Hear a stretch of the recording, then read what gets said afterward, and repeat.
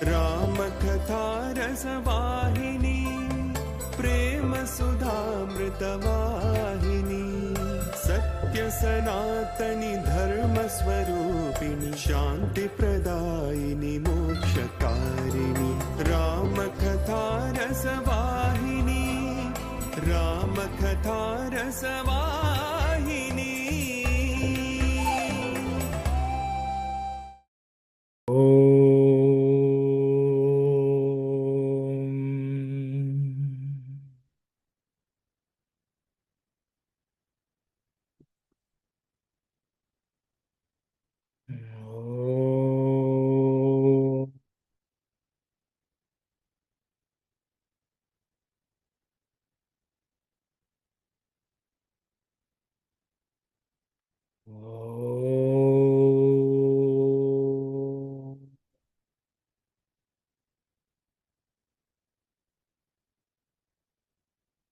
Sai Ram, everyone. Just to recollect where we are in the study of Ramakatha Rasavahini. We are in the 5th chapter of Ramakatha Rasavahini. The 4 princes had gone to the ashrama of sage Vasishta for pursuing their studies of the Vedic texts. They completed, and one day when Emperor Dasharatha went, the sage told the king that the children had studied and mastered the Vedic texts excellently and in a short period of time, and there was nothing further for him to teach, and he asked him to be taken back home and be trained on certain royal skills, such as the use of weaponry and so on.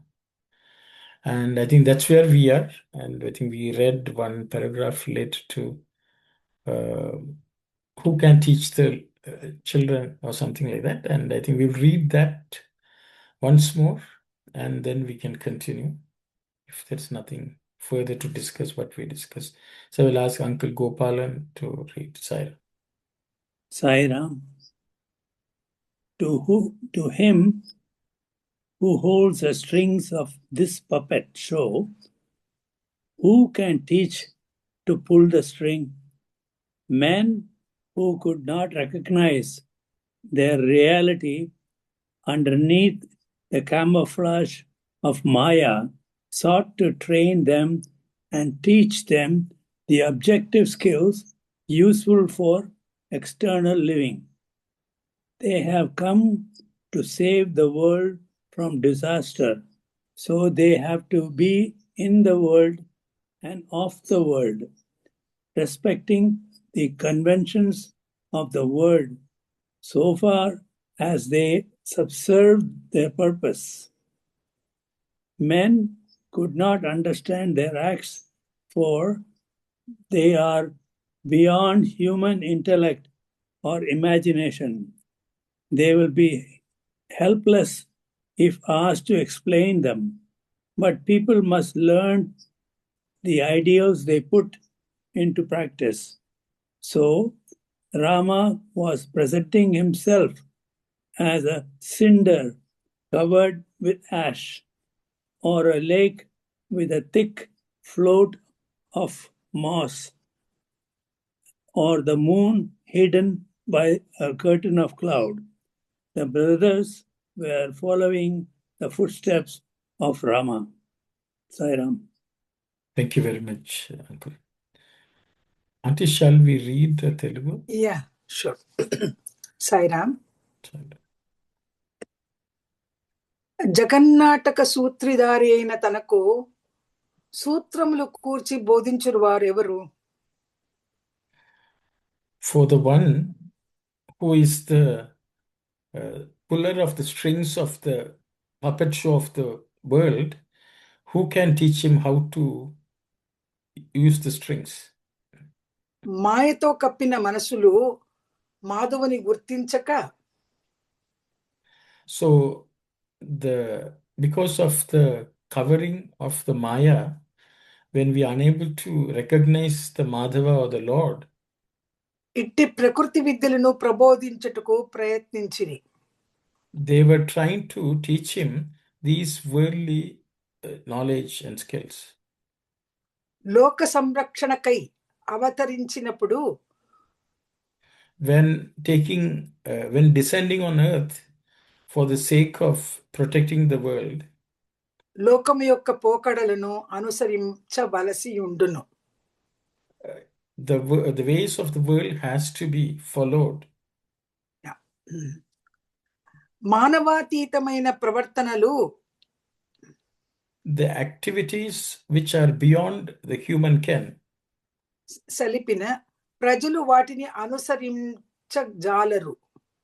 if those can be if they are undertaken or performed, the normal human beings will not be able to follow. ప్రజలకు ఆచరణ యోగ్యమైన మార్గములందు బోధనలు సలుపుచూ వచ్చిన, if the citizen or people are shown paths which they are capable of traveling, సులభముగా ధర్మరక్షణ కాగలదు. and if they are taught to them, then they will be able to protect the dharma in easy way. అందువలన రాముడు నివురు కప్పిన నిప్పు వలె. So Rama, like the fire which is covered by ash, పాచి కప్పిన నీరు వలె, or like the lake or water which is covered by the moss, మేఘములు చుట్టుకొన్న చంద్రుని వలె, just like the moon which is covered by the clouds, సామాన్య బాలుని వలె మెలుగుచుండెను. like the ordinary child or ordinary boy or a young lad, he behaved. మిగిలిన సోదరులు అన్న అడుగుజాడల అనుసరించుచున్నారు. So the remaining 3 brothers followed the footsteps of the Lord. Sai Ram. Sai Ram, of the elder brother. So I'll stop here.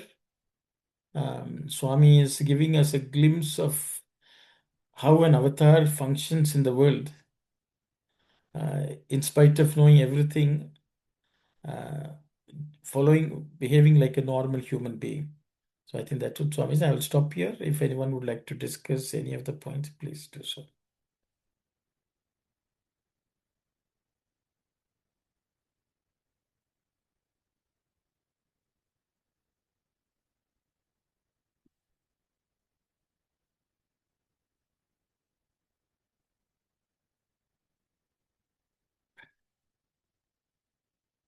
Yes, Sanjay, please go ahead.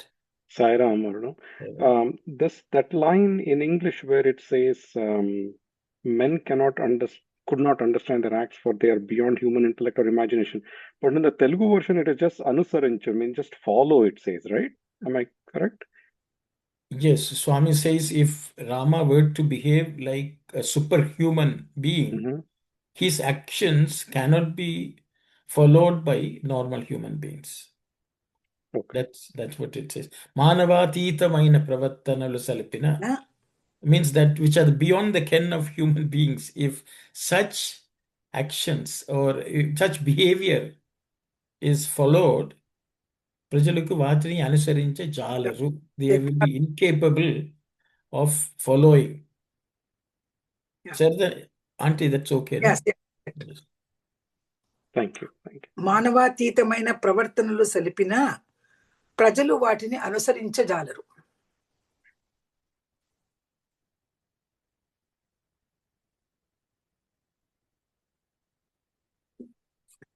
So the challenges of avatarhood is being outlined by Swami. Yeah. I do have a follow-up question. Swami is explaining that you have the avatar also has to follow, respect the conventions of the world, the ways of the world, and as we have discussed in the last 2 weeks, have the emotions of the world and all that stuff. Why is and normally it is our own impurities or clouded mind that prevents us from recognizing some of these noble qualities, even in great people, let alone an avatar. Why is Swami expressing this as cinder covered with ash and a lake with thick float of moss, which is, a slightly negative connotation? Why is Swami saying Rama was behaving like that rather than, our inability to perceive and not unable to follow or unable to recognize the superhuman things, right? Why is Swami using the expression in this way? Good question, Sanjay. I will open it up for anyone. Yeah, Swami is giving these analogies, which on the surface, looks very a bit negative. I think that's what Sanjay's thing is. How do we process this? I think that's the question. And why is Swami? So does it have any meaning for us? Also, I think that's something which we can look at. Why is it so? I think that's yes, Brother Rohit, go ahead.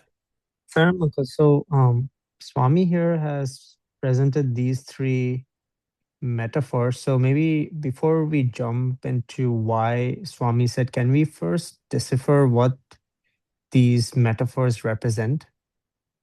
What does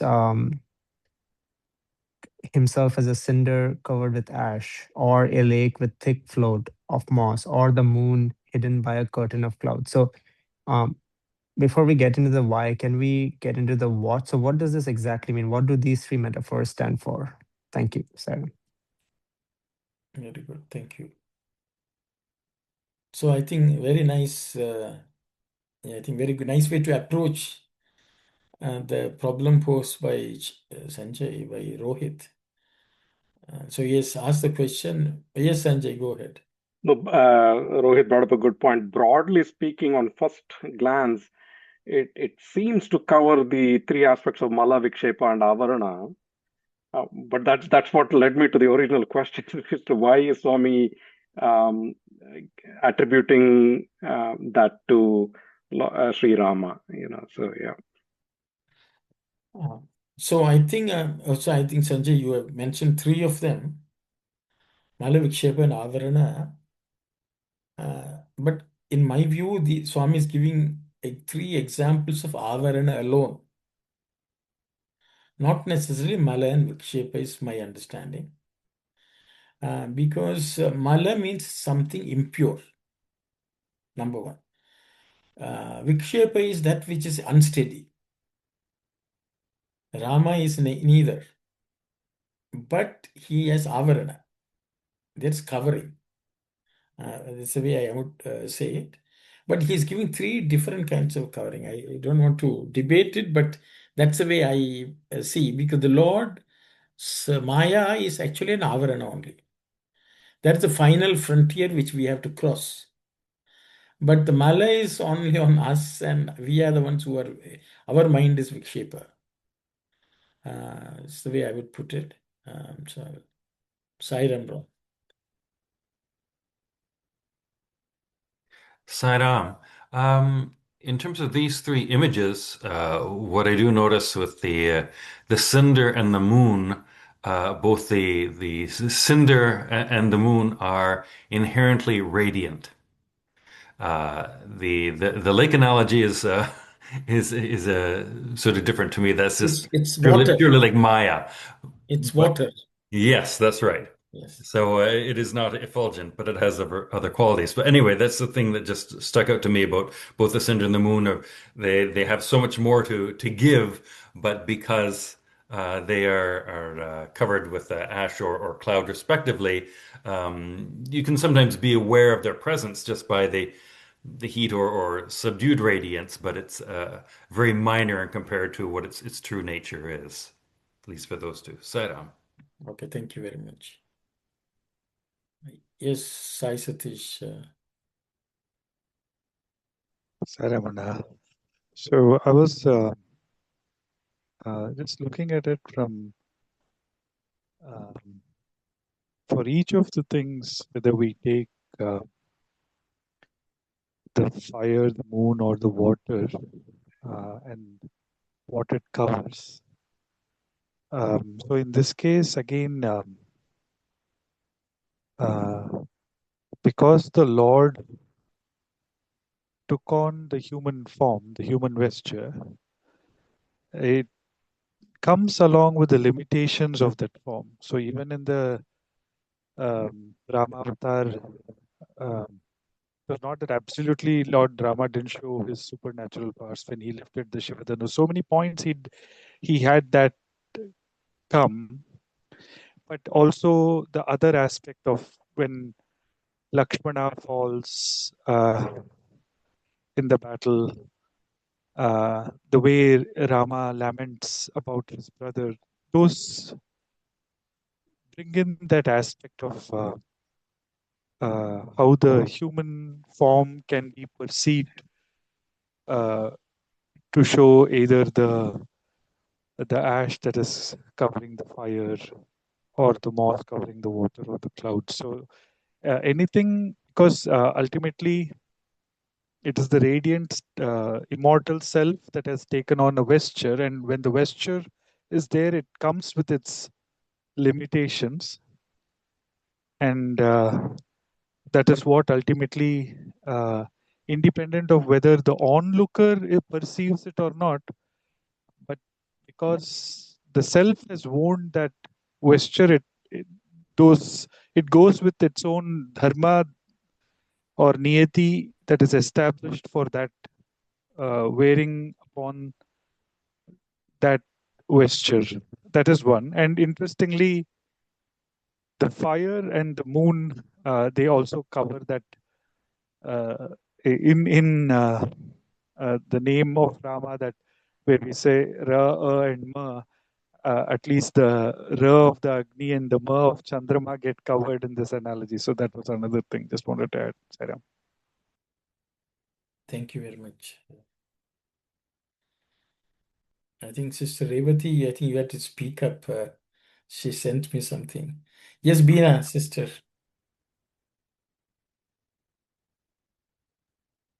Sai Ram, yes. So there was we just actually had a study circle on this in our small group, about the ash covering the cinder. And it's actually taken directly from the 1990 Summer Shower series. And they have a wonderful graphic on this in the Sathya Sai Media Center website. And Swami, this is the chapter on the summer showers that, he talks about know thyself. And he says, knowledge is hidden by the mind and its aberrations, like the cinder covered by ash, generated by the cinder itself, like the water shrouded by the moss produced by water itself, and like the eye covered by the cataract arising from the eye itself. Remove the cataract and you get back your sight. Remove the mind and the self-knowledge stands revealed automatically. And Swami often says that he is surrounded by a very thick shroud of Maya. I think you as students would have definitely experienced that in his presence, and many people close to him physically might have experienced that, where they even forget that he is, might be forgetting that he's divine and just relate to him more as a human being, and that the true Atma or the knowledge is that which is covered by this shroud of ignorance. Thank you very much, sister. Thank you. Yes, Sister Bina. Ramanna. What I was thinking about here, Rama was presenting himself as cinder covered with ash and moss, and then it is about the moon. Something came to my mind. It is like entire universe is covering, in the sense like Rama is being present in a Jalachara, Vanachara, Bhujara, Nabhachara. So that a particular term just came to my mind. That is what he is presenting here, everywhere. That's what's being a normal in that case, in a samasti. That's what I had to say. Sai Ram. Thank you very much, Bina. Thank you.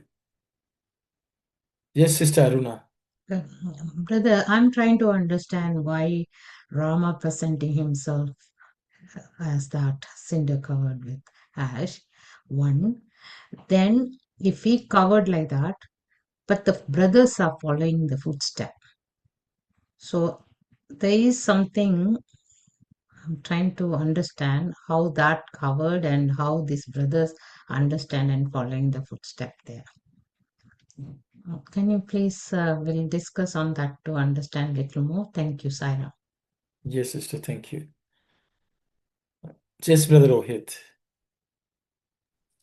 I just this was before Erna auntie asked her questions. I was just gonna respond to the previous topic. Yes, please go. Yes, so there's a discourse from 1977 that Swami had given in Vrindavan, which kind of it directly touches on this topic. So I would just like to read out what Swami said in the discourse. So I'll just quote Swami here. In the story of Rama, we come across many situations where he starts as an ideal human being, and as the situation develops, he shows us his divinity. But many rishis took care to see that the human quality of Rama is made clear to the world, and that the divinity of Rama is hidden under the facade of this outward human form. We should note that if Rama was recognized as divine, as God, in the very first instance, then the killing of Ravana would not have taken place and the rest of the story would not have followed. This is the reason why, when Vishwamitra took Rama and Lakshmana for help, he argued with Dasharatha that the abundant strength possessed by Rama and Lakshmana are known only to a few people. He said that the infinite glory of Rama and the great power he had can be understood only by great men and not by ordinary individuals. Rama is all knowing, all powerful, and omnipresent. For ordinary people, it is difficult to understand this infinite nature of divinity. To recognize and understand Brahman, we should ourselves be able to experience Brahman. One who comprehends Brahman becomes identical with Brahman. I'll stop here. So this is Swami's discourse on this topic. Thank you, Sai Ram. Thank you very much. Sai Ram, brother, just one more clarification on my thing. Why Rama presenting himself like that also I wanted to understand, brother. Yes, sister. Thank you, Sai Ram. Yes, I understand.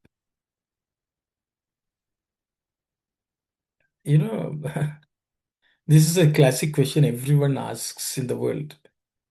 Why does God have created Maya for all of us to suffer? Because of Maya, everyone is suffering. Why is that? Creation itself has Maya. And why he himself is he presenting himself like that also. Yes. Thank you, Sai. Yeah. Anyone else would like to share?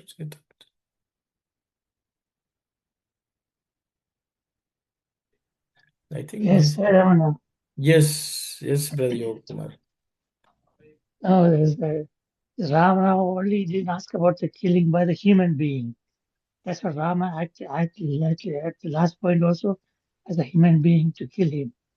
Even as Sita went down on the earth, Rama started crying, fall on the sand of Mama, and start crying like as a human being.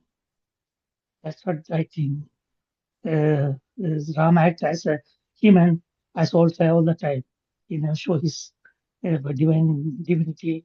Nowadays also people are talking about this because of struggle, was the Rama not a god kind of thing, because story go like that. Thank you, sir.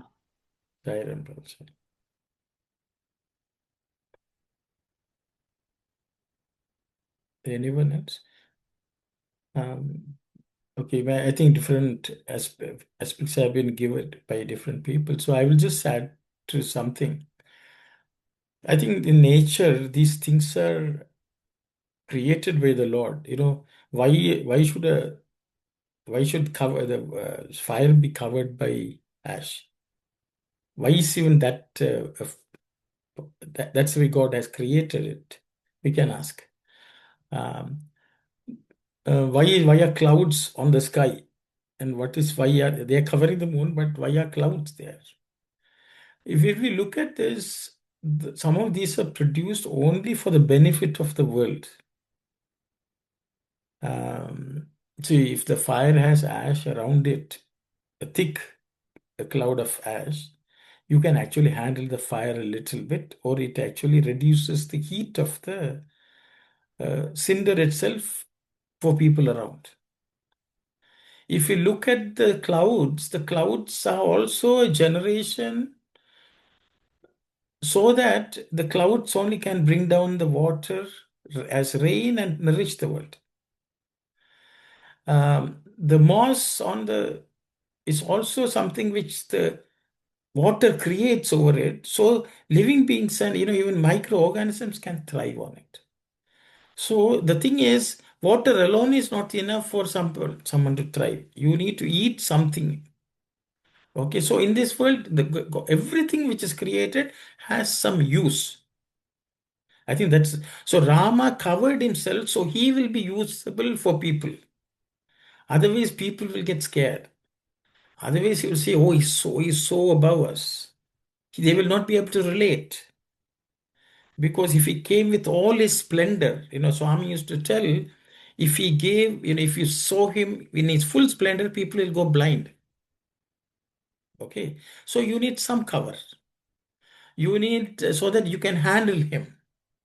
You can touch him without fear. So just to make that something which is accessible, the Lord has to do this. Okay, so it's not a negative thing. He just puts a cover so you can easily handle and relate to him. That is the only reason. But the thing is, but sometimes we get so enamored by that we are not going to the source. We are only covered with the covering. So then at some point we have to blow if you want to really look at the uh, fire, you have to just remove the ash. Then you can have a glimpse of the fire. Okay. If you want to see the water itself, which is actually nourishing everyone, you move the moss, you can see it. So the same thing with the moon also, so wind will blow and then you can see the. Even the sun also can be covered by clouds, which is nice. Otherwise, it's too hot. So these are analogies or metaphors Swami uses. So the thing is, the reason why the Lord covers himself is so that the others will be able to access him. Others will be able to relate to him. So that is the only reason. So these are, see, there we can look at it negatively. The Maya covering our mind is our problem. But the Lord covering himself is only for our own benefit. Even the cover itself has benefit for us. The ash which comes out of it has the ability to cure many diseases. So the water which comes from the clouds can make the plants grow. So these are things. So even if he does something, there's some benefit which comes out of it, is the way I would say. And so I will stop here. Yes, Sister Sumari. Yeah, I'm trying to say about the puppet show that he says. Swami is the director, and in the world of stage, we are all acting. We are taking the role of that one. And Swami, the Maya is like the curtain. So behind the curtain, Swami is there, and he's directing us to act that one. So he's pulling the string, but we are like puppets. Yeah, thank you. Okay, thank you, sister. Now also he's pulling everyone and we are talking. So he's the Sutradhari. And sister, you asked the next question. What are the brothers following? No. So, Now I understand. We covered because of some good reason, but the brothers realized it. Am I right? They are seeing the fire, right? Not the ashes. That's why. That's the reason. so the way I understood is never show your full splendor to the world. Always, be humble. Don't show off. Very nice. Okay. Very The Lord is doing that. We also should be modest, not show off everything. That's the way I saw it. okay.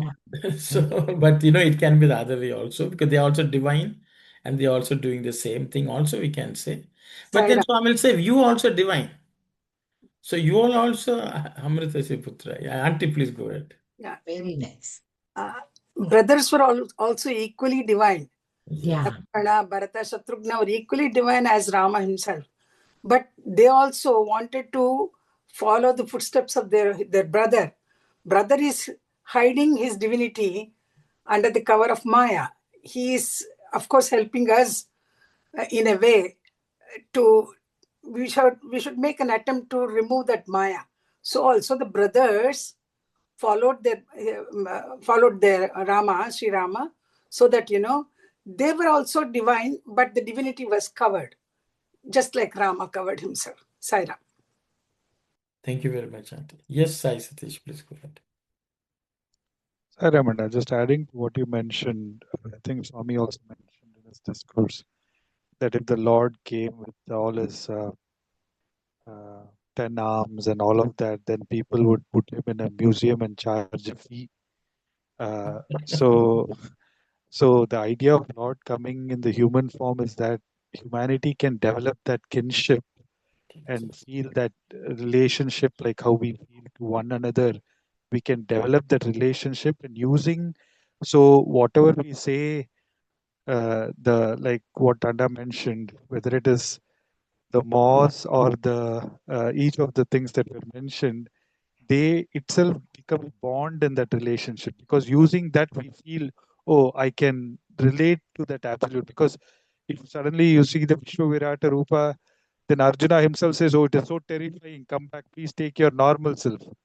So it is more that normal self is more easy to access and appealing and develop that sweetness of that relationship. But at times he needs to show the Vishwa Virata Rupa so that at least we will know that, oh my God, in whose presence we are in better.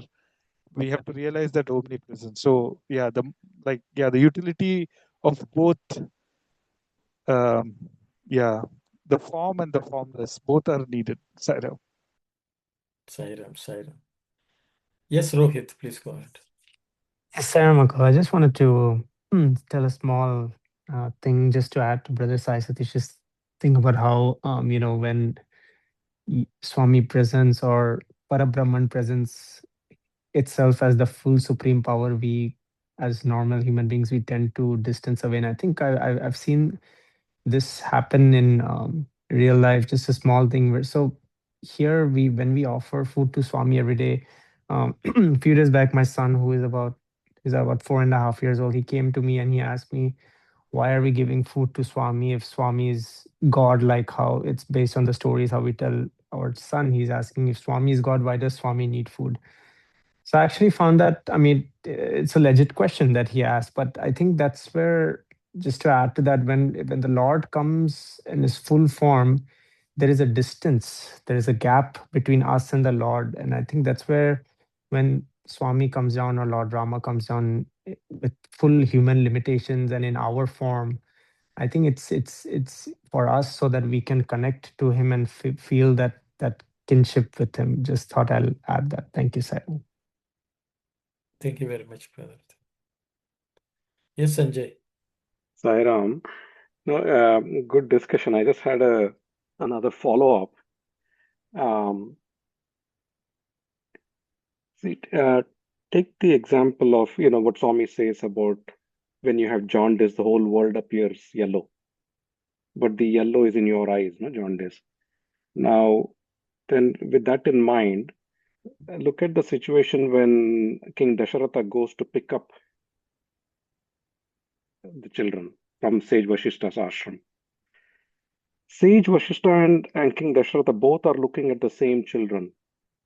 But Sage Vashishta is completely aware of who they are, while King Dasharatha is not, if I may be as bold to say, is not completely, right, as Swami has mentioned, even in his interactions with Mother Kausalya and so on. So it is the same Rama, Lakshmana, Bharata, Shatrughna that are in front of both of them. One is perceiving them in a completely different way from the others. That's why I thought it may be worth, if we could explore this a little bit more. Does the avatar really cover, with this. Yes, we've heard and Swami has said that, but I just thought it might be a good to understand. Or is it each of our varying degrees of evolution that prevents us from seeing their glory? And some people who have evolved can see the glory. And even in Swami's case, right, the people to be able to see glimpses of His Majesty, while others are completely blind to what happened in front of them that morning. So I wonder if we can explore that a little bit. Very nice, Sanjay. Very nice. So I think, the covering is there, so okay. But how do we, why people differ when they look at the Lord who is covered? Why is their perceptions differ? No, let me just clarify. Okay. I want to start by presuming that there is no covering on the avatar, on the Lord. If the Okay. covering is only varying degrees of thicknesses of the moss or the sind or the ash or the is on in our own mind is what I want to start off with. I hear what Swami is saying here and I enjoyed the discussion, but I just want to explore that to see a little bit. Yeah, if you could, please. Very nice. Anyone who would like to comment on that? Is it our own vision? The Lord is presenting him in his full splendor. Is the covering on our eyes? Is it okay, Sanjay? Something like that? That's where he's Correct. So the Sorry, Lord not is no, I don't mean to disagree with what no, Swami has no, said no, no. here, It's no. but I just want to understand that a little bit. Yeah. Yeah. So they're very fine. So question is Rama in his full splendor is the covering in our eyes or the glasses which we wear? And how is, if at all, is that a case? And so another thing is, does the Lord has a covering, and then what are we applying to that is also another thing which we can look at. Correct. Double glasses, jaundice plus yellow glasses. I understand. Do we have to go through two layers? Yes, Shankarana, please go ahead. Sai Ram. The thing is, the purpose of Rama Avatar is, as a human being, how one should lead the life to exhibit that. But however, having said that, that is the cover what Rama had come with. And there are people like Akalya or Parashurama or even Hanuman removed those covers and then saw the divinity there. So divinity is already present, but however, he came with the purpose of showing to the world how a human being needs to lead their life. So that is why the cover is put on. That's what my thinking is. Thank you very much, Anna. Thank you. Anyone else? Yes, Sai Satish. Swami would say, "Yanta matramu nannu talchite, anta matrame nenu." So, whatever you think and perceive of me, I am that to you. And then Swami has also said, no anavariki, no anura, yes anavariki, yes anura, no yesu ni notiki kani, sai ki sarvam, yes, yes, yes. So you may say a no, you may say a yes, but for Sai it is always yes, yes, yes. These two are one things that Swami would quote. And then Swami, I think once when he came to a near a student and stood near, I think around 4 to 5 feet from that boy, Swami asked that boy, what is the distance from me to you? I think you might repeat, Sai Satish. I think I'm breaking, Anna, sorry. Yes. I was just saying that Swami asked that boy, what is the distance from me to you?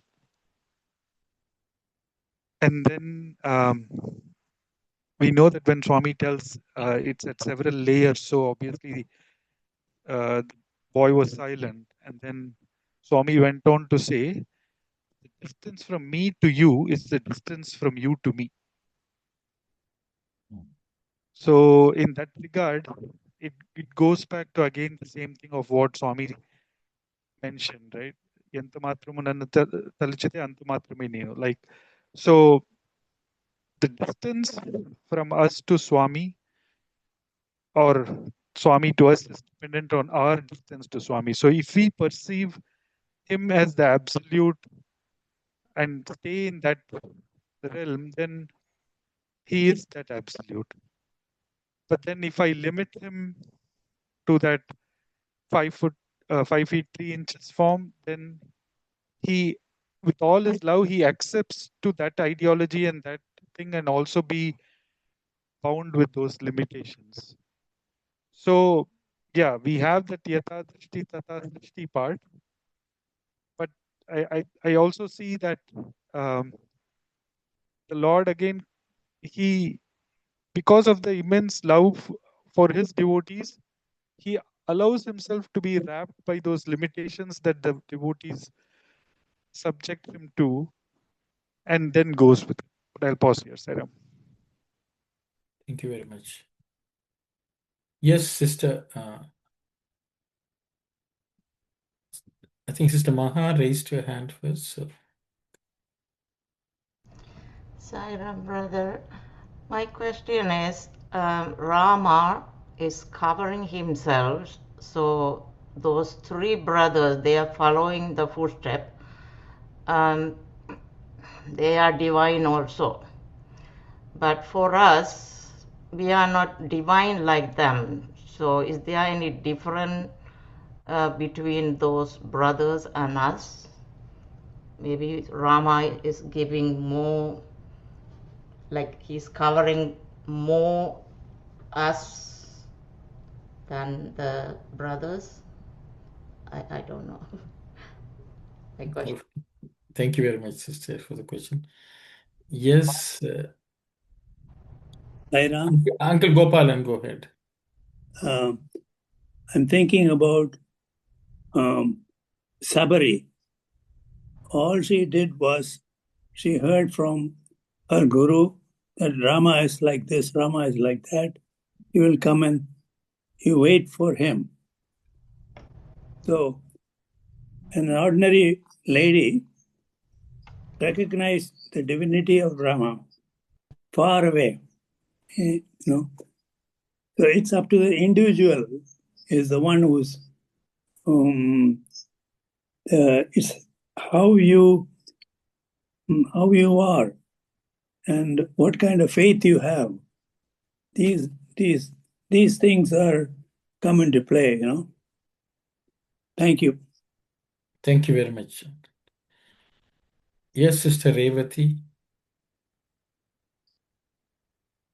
Sai Ram.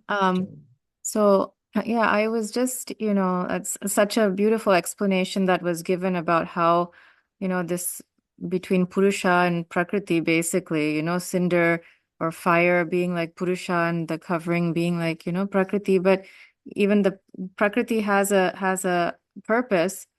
I think when we identify ourselves with the body, we can only identify with the Purusha through Prakriti. It's very, very difficult, like you said, to handle the fire and those glimpses of Purusha that Arjuna had on the battlefield. Even that which was a divine grace that he got to see that vision of Virata Swarupa, but he was not able to handle that because at that time he was very much identified with his body.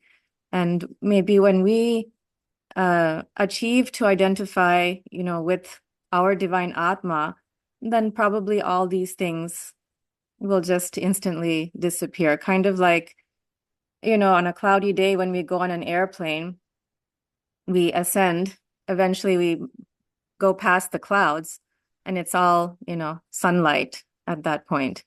Something like that. Yeah. You see the clouds below you. Yes. Yes. Yes. Thank you, sister. Yes, Rohit. Uncle, I had a follow-up question, and I think this has been a question that's in my mind from a long time, but I think since we are all discussing it, I feel it would be a great platform to bring it up. So, I mean, I have seen everywhere, including sometimes even in like official radio side channels and so on, where Swami is described as our brother Sai Satish was mentioning one example of how, so Swami is seen as sometimes as as a humanitarian or as a philanthropist or a great service minded person. But I think those, I had a question that those kind of limited labels when we put on Swami, those are fine for newcomers or somebody who hasn't heard of Swami or is, but for devotees and people who have known Swami for years and where Swami has presented enough calling cards, so to say, where Swami has shown Swami's divinity, isn't it not sin to speak such untruth where we describe Swami as anything but the Lord of the universe? Because Swami says we must always speak the truth. So Swami has always shown Swami's divinity throughout daily Leelas and Prashanti Lam. So after knowing all this for so many years, describing Swami with any kind of limitation, does that not make it untruth? And therefore, does that not make it a sin? Thank you, Sarah. Thank you very much, Rohit.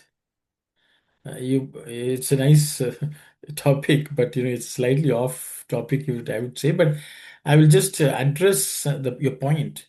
See, even if there's a newcomer, if you say Sai Baba is a philanthropist, do you think anyone will be interested when there are so many other philanthropists? He will just ignore and move on. Yes, So Uncle. this is ignorance on the part of the people who think they are marketing Swami. That's all. They think they are more convinced of their intelligence in how they are trying to project Swami to the world. It's very, very true. It's unfortunate many people suffer from that, brother. That is their Maya. So I will just leave it at that. But we will have a separate conversation if necessary. But okay, sorry, I hope you don't mind. But Uncle, that's fine. it is Yeah. because of the Maya in their own self. So maybe I will try to address some of the things. This Maya. Maya is supposed to have three gunas: Sattva, Rajas, and Tamas. And though the Maya around the Lord, which is supposed to be his vesture, as I think Sister Revati said, the Prakriti in its natural Sattva form is the real Maya. It is the Maya which is the white cloth which is not soiled. It's like when we wear some white clothes and go around, that is white and pure. So the Maya which the Lord wears is pure, which out of his own compassion he wears. But then, though it's the white cloth, the onlookers, their Maya is tainted with Rajas and Tamas also. Rajas is Vikshepa, agitation, unsteadiness. Tamas is darkness, which is Mala. So what happens is, I think the example of Dasharatha, to a great extent, he was agitated by Rajas and maybe to some extent Tamas. Whereas Vasishta, his vision was very much Sattva. So I think that was the distinction between them, is the way I see it. So the double glasses is always there. The Lord always wears the white Sattva Maya around him. That's Purusha and Prakriti. That's the way the creation itself happens. But then Rajas and Tamas come into play. And depending on the degree of Tamas or Rajas, which affects our own vision, which is a red glass or yellow glass or brown glasses which we wear, I think it makes it a double whammy, So I think that's the way I understand. And also another point is Vasishta had knowledge that underneath that vesture there is fire. Okay. A person who doesn't know, there is fire underneath the ash will go and burn themselves because they're ignorant. And of course, maybe the burning helps them understand that there is fire. So I think knowledge helps you understand that there is something beneath that cover. The one who is without knowledge does not have that knowledge. So they only see the cover and they extrapolate that as the only thing which is present. I think so when the avatar comes down, the human nature, human vesture, we just stop there and we end there itself. When we lack the knowledge that there is something which is divine beneath, we will not be able to ever understand. So I think that's why Swami always says, if you know that you are the Atman, you will be able to witness the Lord. And I think, Sanjay, I think it is the only when you connect to the Atman, there's devotion also, something like that. So that's why I see. So I will stop here. I don't know, a bit of rambling.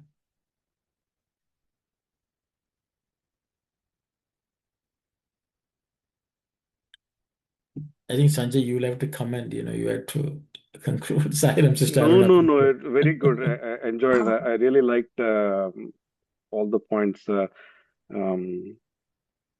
especially the aspect of the Prakriti and also what you said about Sage Vashishta had the knowledge to know that the cinder was below the ash. Very nice point. Thank Yeah, it's just like gold or something, or even a gem. We see a stone and people may just play it like any other marble or something like that. But a gemologist knows, oh, I can get something more out of it by taking he knows the value of it. Whereas somebody else may just treat it like a stone. So there also the knowledge comes into being. So I think that's why we are studying. So hopefully we See, learn. now you actually confused me again. Oh, okay, sorry. Sorry. No, no. No, no. About the cinder, I know, but cinder, what I'm saying is that a person who knows there's value beneath the surface, for that Yeah. I gave the gem thing. I hope you don't. Yeah, no, the reason I say that is because Swami gives that example of that boy who finds a stone and he's walking along Exactly. and somebody. So, see, but the gem was always a gem all along. Yeah, exactly. But the So, thing is, not everyone knows it. okay. Not everyone knows. The only one who has knowledge knows. So in this case, I would say Rama his vesture, human vesture was like the covering of a precious stone. Vashishta knew there was a stone, but Dasharatha did not know or did not have full knowledge of that. That's the reason I gave another metaphor. I think you should erase that metaphor. No, that's I understood it. Thank you. Thank you. Thank you, sir. Sister Aruna, you raised your hand. Brother, Mani Auntie, Okay, sorry. please, Mani thank you, Aunty. sir. Okay, Sai Ram. Just I wanted to say, to recognize divinity in others, first of all, we should know our own self. Only then we can recognize divinity. And in a society, all people are all spiritually developed. We are different stages.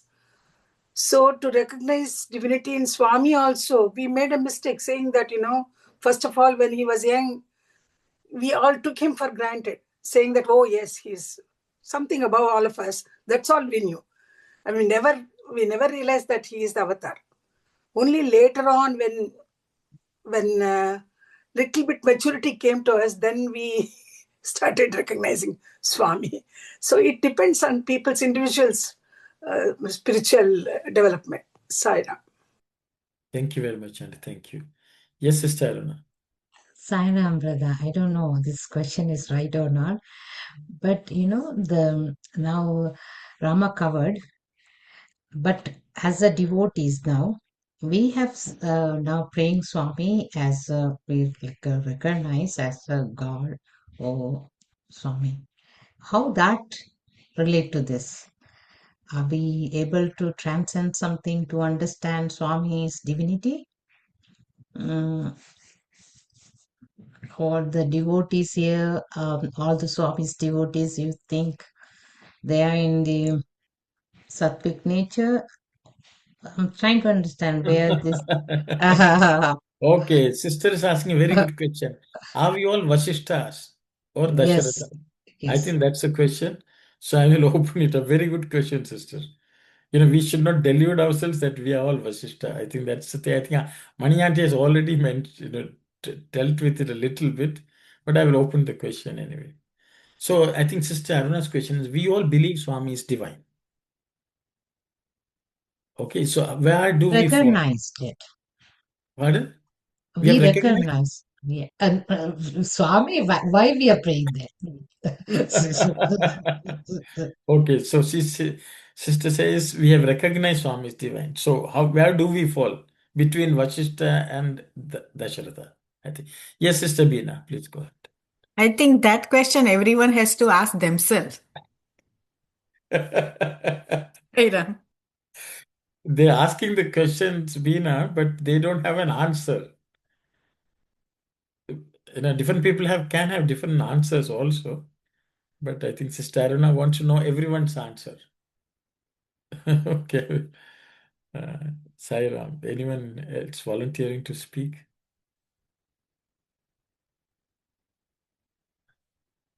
So, sister, maybe I will go. No one is putting their hand up.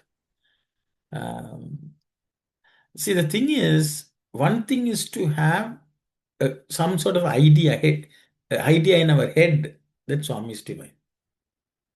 Maybe there are instances where we have seen some glimpses and we have the firm conviction that he is divine. No doubt. But it is only in our head. And it is not there always. Most times we forget. And then if we believe that Swami is God, he is omnipresent, he is taking care of everything, we will be in a state of bliss always. The knowledge has to be experiential, not just some imagination. So sometimes we, in imagination, imaginary knowledge, okay, once in a while it flashes, will not give us the experience of seeing the divinity at all times. I think that's my understanding. So I think, as Sister Beena said, the more we make that a part of us, our continued experience, the greater we'll be able to recognize the divine and the work of the divine. Okay, so from Dasharatha, we all Dasharatha because we are so tied up by the 10 senses. When our senses are withdrawn, then Swami will say, దేహేంద్రియములు అనకట్టి మనసు నిలిపి అంతర్ముఖము చేసి. That means you have to stop, you have to withdraw your senses, you have to still your mind, then you have to look inwards. Until we do that, as Auntie said, we have not recognized our own divinity. So how much ever we may stand on peaks of mountains and proclaim to the world, here is Avatar, here is Avatar. People will look at us and say, how can this fellow's word we believe? So look at them, So the thing is, that is all empty words it will become. So I think ultimately we have to work towards making that piece of information. Until then, it's only a piece of information. It should become synthesized into experience. I think that's what I would say. Sai Satish, please go ahead. Sorry, I was just going to say the extension of the statement that Swami is divine is that I am also divine. Because Swami would say that I know I am God, means all are God. I know I am God. You need to know that you are God. So in the discussion that happened earlier, the gem on the outside is supposed to point to the gem on the inside.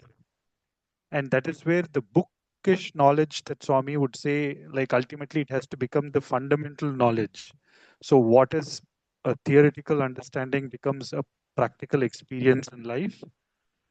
And I think that's where the whole thing of tell me your company, I shall tell you what you are, all that comes because it is the same thing. Anything in like Vashishta saw the Rama on the outside and he went away. Then he went and sat down in meditation and saw the Rama on inside.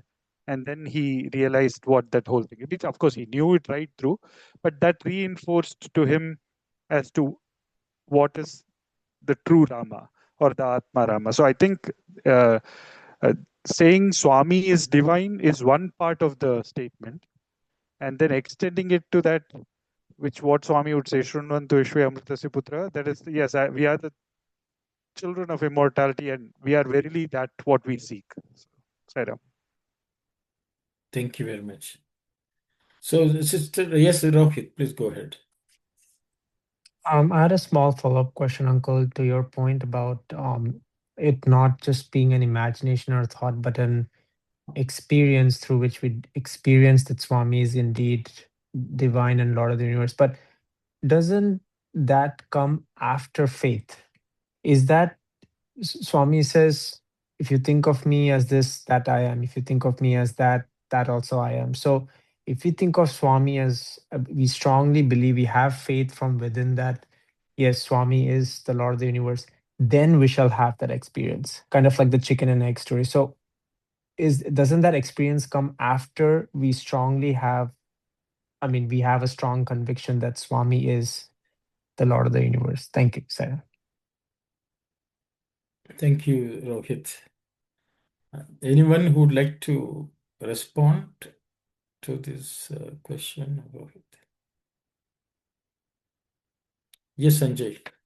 Not exactly respond, but I'll just add what Swami has said in terms of connecting these three words of belief and faith. Swami says when you have belief, you have to put it into practice, and when practice will eventually lead to faith. So that is as much as what Swami has said in this regard. So yeah. Thank you very much. Anyone else? Brother, yes, hi. sister. Brother, One as more per question? this, no, as Okay. per the notes, as per this last sentence, as long as we follow Swami's teaching, then we can see through him, right? Because the brothers are following the footsteps of Rama. At least we follow Swami's teaching, and Swami, that shows, yeah, I think that's how we can see more of Swami's divinity. Oh, like that, I think I'm now seeing it after this discussion. Thank you, Saira. Okay, sister. In the Bhagavad Gita, Krishna tells what he should do.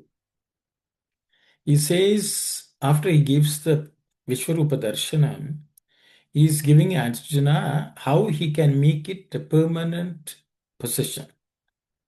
For that, he uses the word Jnatum, Drashtum, Tatvena Praveshtum. Jnatum is to know, Drashtum means to see. Third one is enter into that. Into that principle, we have to enter. So Swami gives a nice story. Maybe I will tell the story. In one of his 1984 Gita discourses, to explain this, Swami tells a story. I live in a village, somebody lives in a village, and one guy comes and tells, there's a fruit called mango. It is so tasty, and he talks about it so much. So the one person hears about this mango. And then one day, so he has this yearning for about to know about this mango and taste it. And he has never tasted a mango, nothing.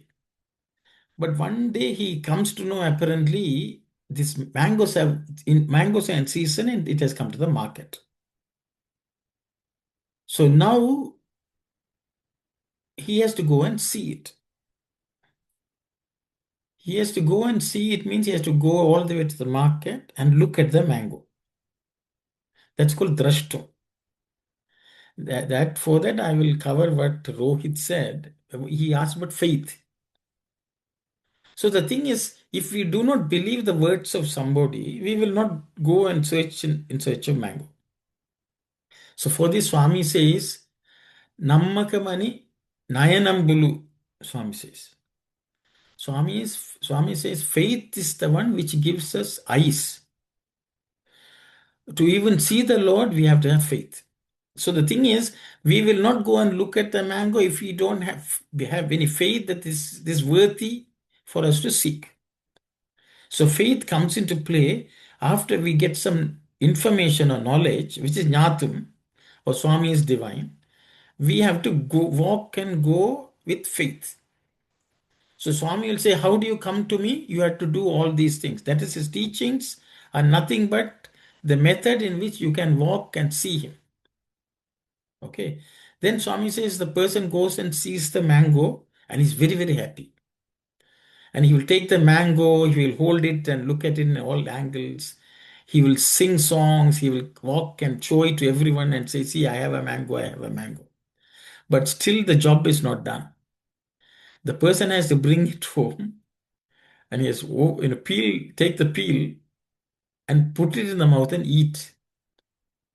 Then the mango becomes the person and the person becomes the mango. So that is full experience. So today we have this knowledge, Jnatum only we have. We know, okay, Swami is God. So Swami will say we have to work on getting the drashtum, which is having sakshatkara. That means we need to be able to see the Lord with your own eyes. He should suddenly he should appear in front of you. Only then we are seeing. It can be physical presence, but we also being able to see the Lord everywhere. That is the drashtum. Then the tattvena praveshtum is the final one, which is entering into that principle. That is only full knowledge, full experiential knowledge. So as we are most devotees are in the Jnatum stage. And all the sadhana is to get to the drashtum. The final praveshtum, the Lord has to, His grace only will get the final stage. That is nothing but merger. This is Swami's story, 1984, I think, which discourses? One of the Gita discourses, he tells this. I think there are a couple of other discourses also, he has told the similar stories. So these are the 3 steps. Okay. Jnatam is just information only. Okay, that's what I meant. Rohit was asking knowledge and faith. So initially we have information. And then we, of course, as Rohit said, we have to have faith. Only that will only drive us to study, find out what Swami has told, how to reach him, do all the sadhana. That walking is the marga, seeking and going and finding. That's a path we are in. I don't know, we're different stages. I don't know who is tired and where we are sitting and taking a break. We normally take a lot of breaks in this path. We will think once a week, if we do something for 1 hour, we will get there. So, something like that. So I will stop here. Yes, Beena, please go ahead. No, the final thing is, Aruna, sister, it's Rama Rasam we have to drink. Yeah, Sai Ram Rasam you have to drink. And we all have Yes, to drink. Sai yes, Ram. Pibare Ramarasa. yes. Yes. Brother, what is the last one? Nyatum, Tristum, and the last Jnatum, one? Yeah, drashtum, Trishtum, tattvena praveshtum. Tatvena. Tattva means that the principle. Yeah, Tat Tattvena praveshtum. Praveshtum means entering. Praveshtum. Okay, Pravesham. Okay, Praveshtum. Pravesham, praveshtum. Praveshtum. Thank you. Yes, Sai Ram. Yes, Sai Satish, please go ahead. Sai Ram, I just wanted to get the corollary.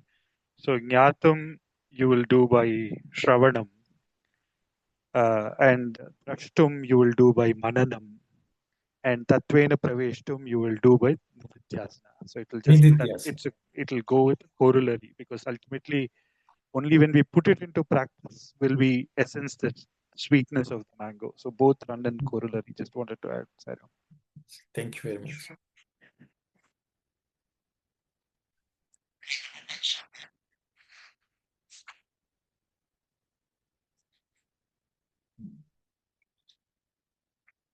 So this Nivuru Kappina Nippu has taken us all this discussion.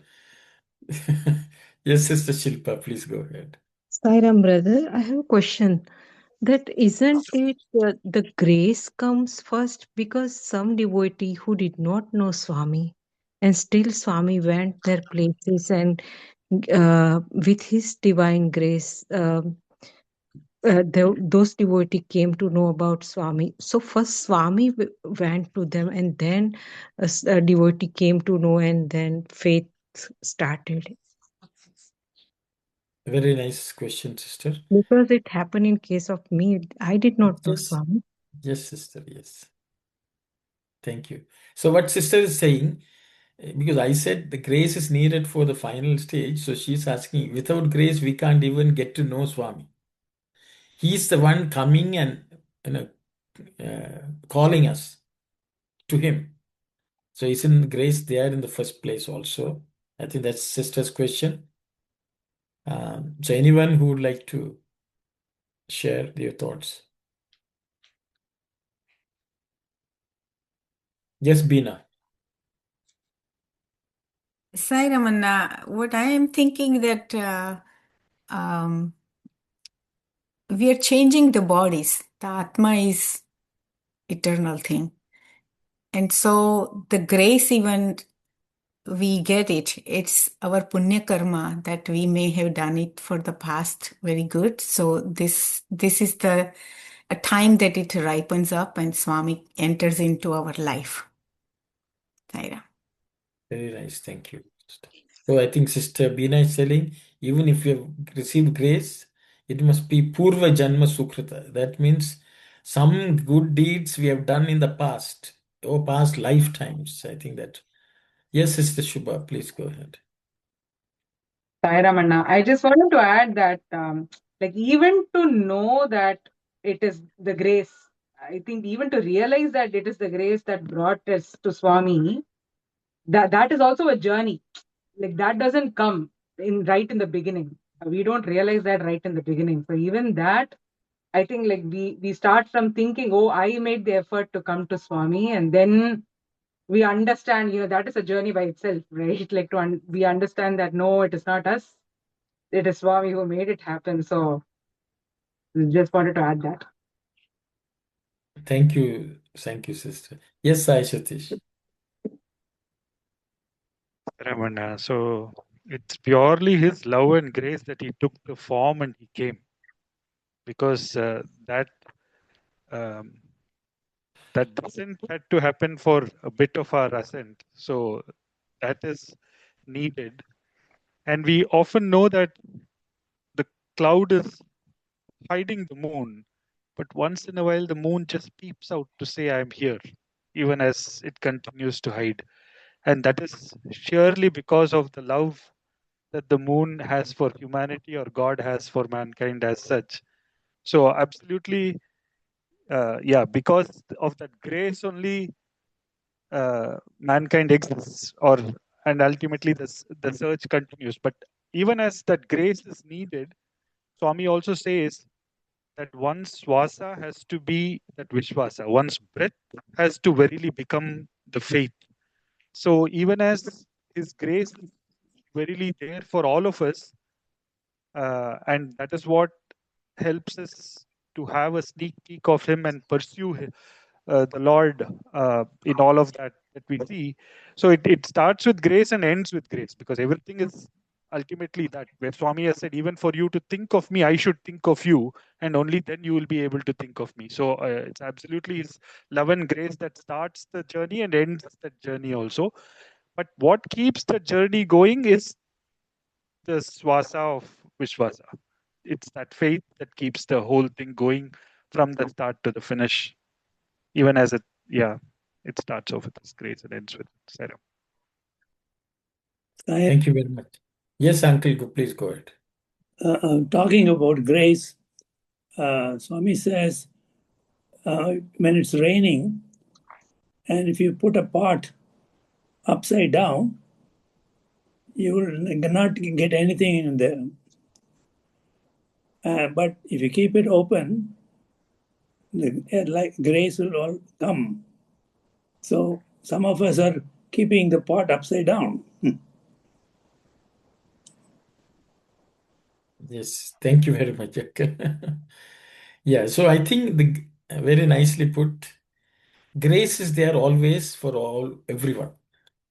It is just that sometimes we are distracted, or we are, as Uncle said, we have turned the pot upside down and nothing is getting collected inside because we are worldly focused.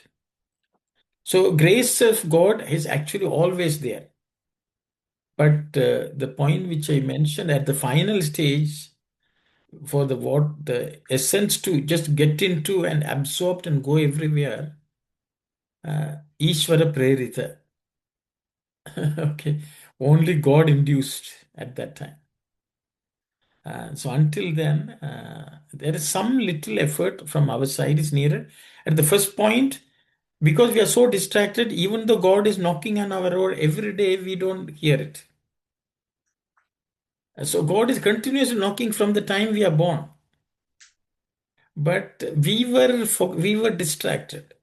And then suddenly one day, by some fluke or some good karma, we notice. It's not that God was not there until then. I think that's what everyone has said. So hopefully, Swami will continue with this grace. And so grace is just flowing alongside us, our own journey. I think we will say that. It's 10:17, so we will close today and we'll come back again. Hopefully, Swami's grace will bring us all back again next week to continue our discussion. Sai Ram, everyone. We will Brother close. Sai Ram, brother, can you please? There are some people joined on to the old Zoom link. So can you please say that this is the link we are going to use Okay, it Sai for? Ram. Thank you, Sai Ram. Sai Ram, everyone. Just to keep things a bit more simple and streamlined, we are trying to use only one Zoom link for all activities because we don't plan to have multiple activities at the same time. So we will only use one Zoom link. If any one of you know of others who are disappointed that they went to the old link today, please let them know. If we have put that link in the announcements, and so we will keep on using the exact same link so that it's no confusion for anyone. So I hope you all take note of it. Sai Ram, everyone. We will close with the Samastaloka prayer. Om Samastaloka Sukhino Bhavantu. Samastaloka Sukhino Bhavantu. Samastaloka Sukhino Bhavantu. Om Shanti, Shanti, Shanti. Sai Ram, everyone. Sai Ram. Thank you. Sai Ram, Sai Ram, Thank you, Sai Ram. Sai Ram, Sai Ram. Sai Ram. Sai Ram.